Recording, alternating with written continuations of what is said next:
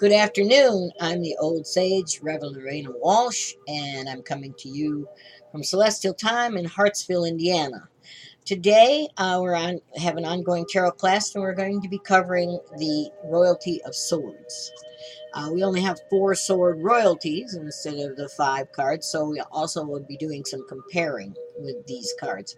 We've got everything done now except for the pentacles, and I know it's been a slow process in a way because we only do five a week, and I'm sorry for that, but if you're doing your homework and if you're really focusing on those five a week, that's one for each day of the week except for the weekend, so you're off on the weekend. Okay, so let's begin with the Page of Swords. Page of Swords is, all pages deliver information, as you know. Okay. Well, pages bring information about ideas because swords are about ideas, but they also can be pretty blunt with their information. Pages say, "This is it. This is the way it is. Uh, you really better listen to me." Okay. Or I it's inspiration in a way, but it's up close and in your face. You cannot miss the swords. Okay. When swords come in, you either want somebody to hear you or you really need to be listen. You need to be someone that is paying attention. So swords are great because there's no innuendo there. When you got a sword in your face, you pretty much stand up and pay attention. When it's upside down, the sword upside down is misinformation quite often. It's there, but you're interpreting it the wrong way, perhaps, or you need to look a little bit closer on what it is you think you know. Okay, if it is a situation, then it's not exactly moving forward the way you want it to, and you need some more clarity. Okay, these are the royalty.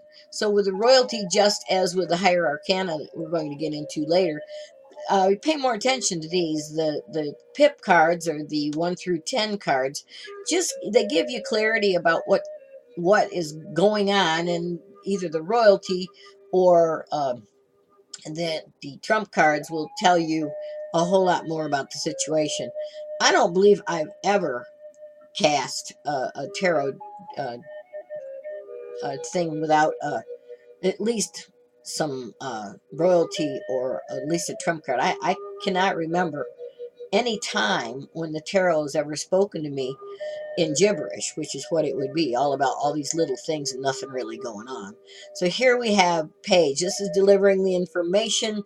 It's delivering the ideas. You have some good creative ideas, and it's not now time to put them to work. Okay. Now here we have the Knight of Swords. Knight of Swords, you see his sword is bloody. Okay.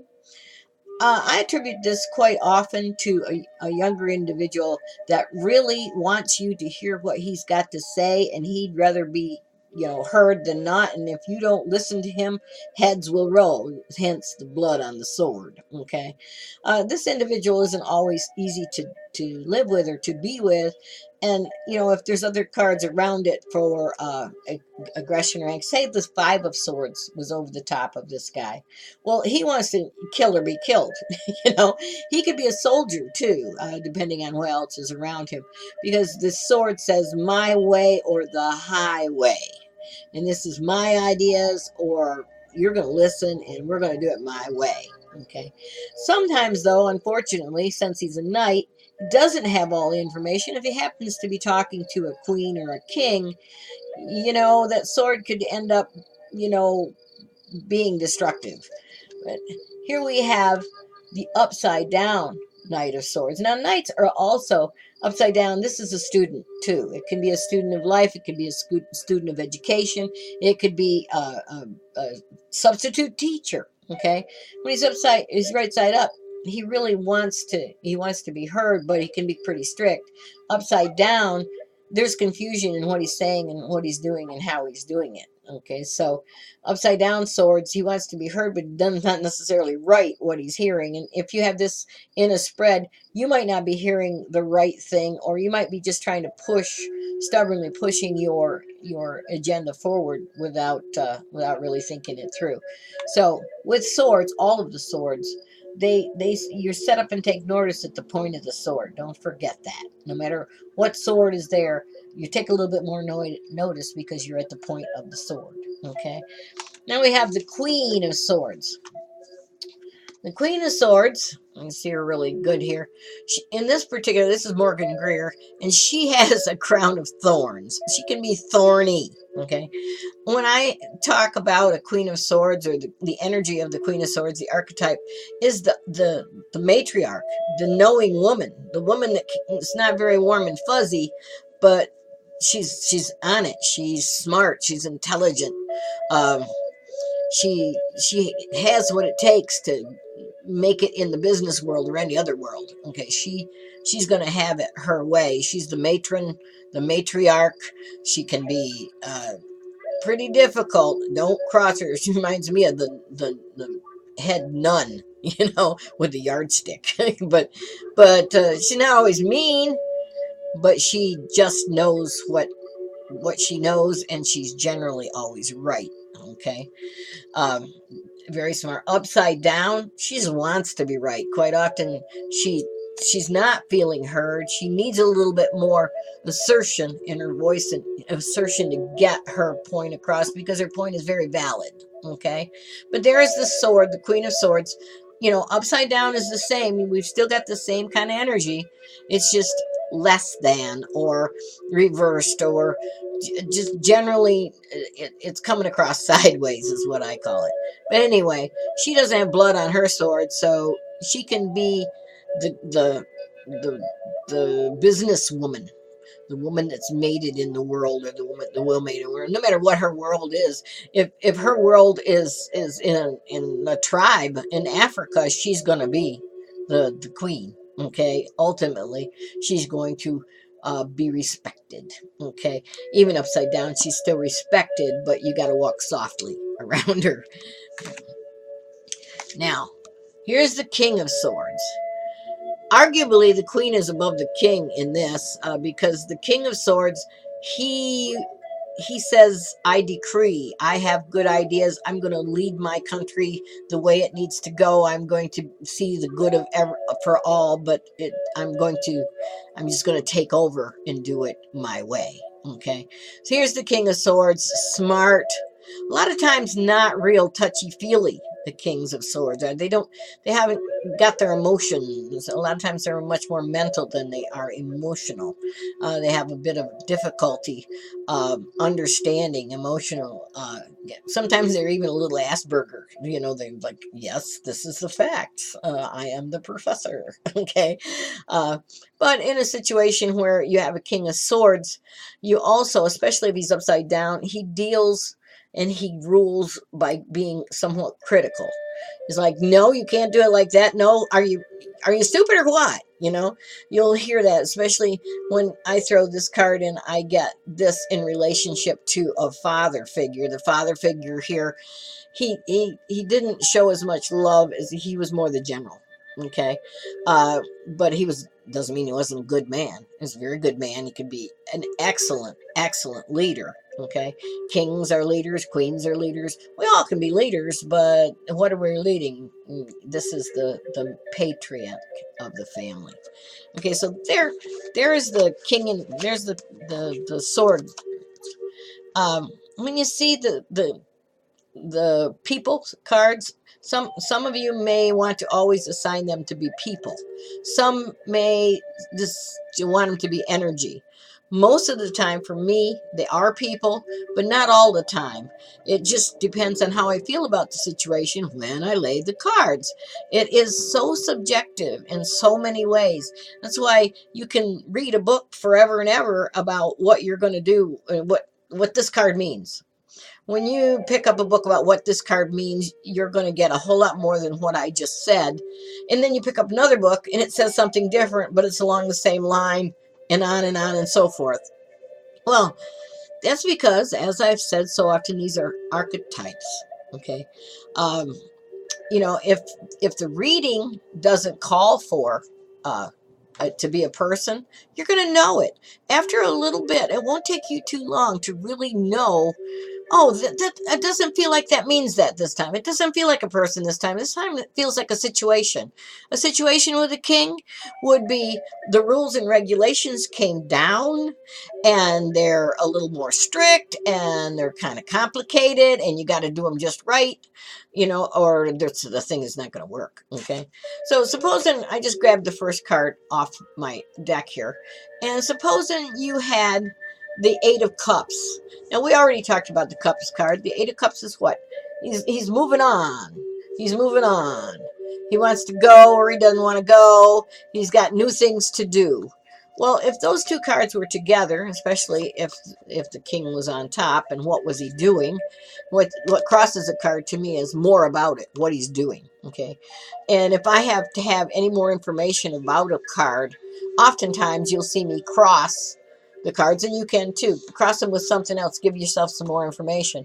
But here's the information of wanting to move forward, wanting to go on and do what you really want to do in your life, even though you love everybody. Maybe this is you being also having to make the rules, having to say it's got to be this way, or saying I got to go, I've got a better position somewhere else. I love you all dearly, but I need to broaden my own horizons. Okay.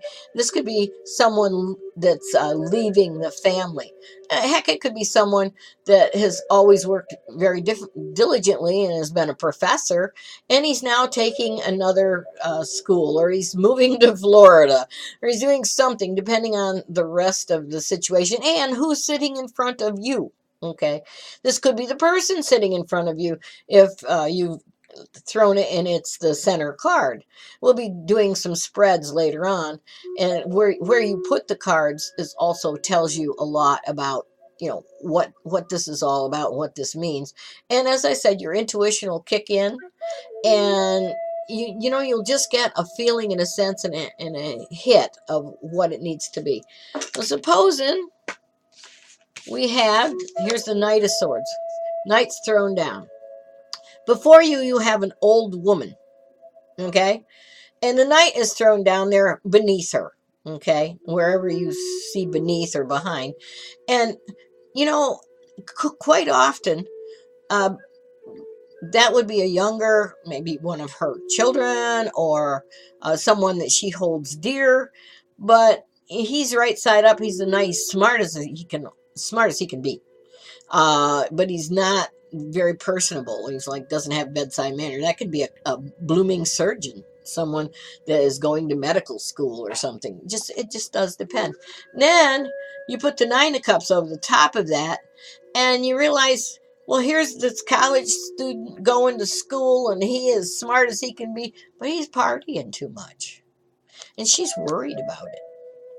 Okay, well, can you do something about that? So what would be the next thing that you would want to do? Here comes, I crossed it again. What she could do about that? She is the Empress. Now, I just drew this out of the thing. The Empress is a trump card, so she has got to be the mother, the nurturer, the one that probably says, hey, you really shouldn't be doing this. It depends.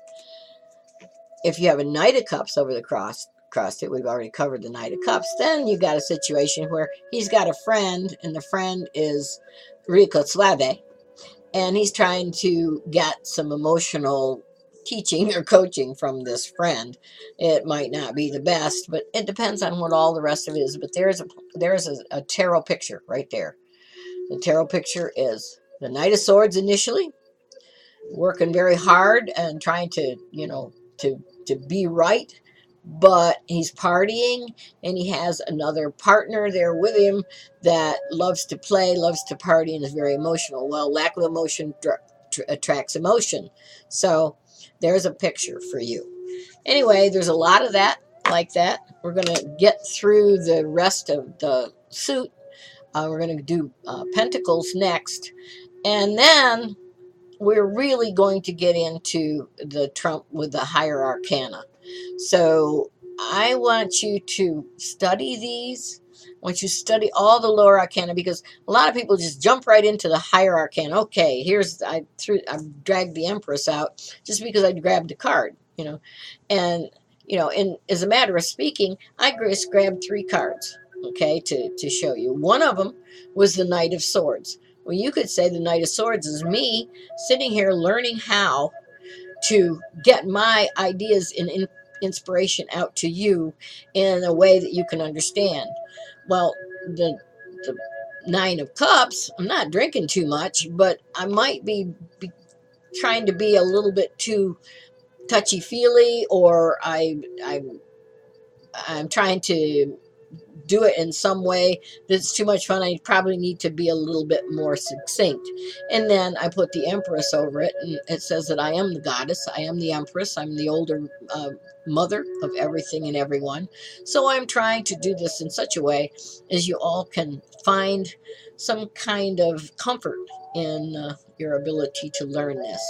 So anyway, I hope you all tune in to the next episode. We're going to be doing the Pentacles, which is the grounding next. And until then, have a wonderful journey with the tarot and have a wonderful journey in life. Blessings to you. Farewell from the Old Sage.